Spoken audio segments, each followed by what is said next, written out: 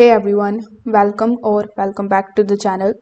In today's video, I will show you how to get the Iceborn candy cane fast in GPO, which is Grand Peace Online on Roblox.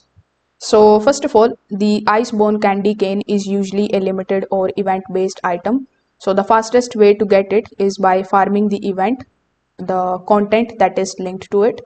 Now you need to check the game event menu and then you need to update board to confirm which boss, island or NPC is currently dropping it.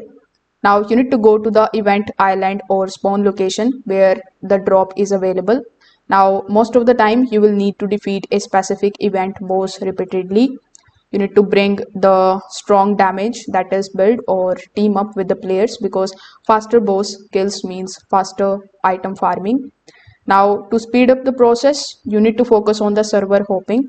After defeating the boss, don't just wait for the respawn. Just leave and join another server where the boss is active again. Now, this increases the number of boss kills you can do per hour.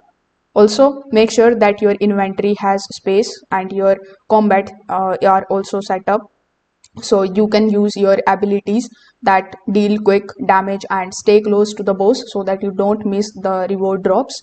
Now if the game uses a damage contribution system, always make sure that you hit the boss enough to be eligible for the drop.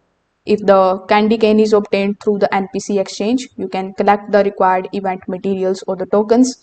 Then you can go back to the NPC and buy the Iceborn candy cane directly.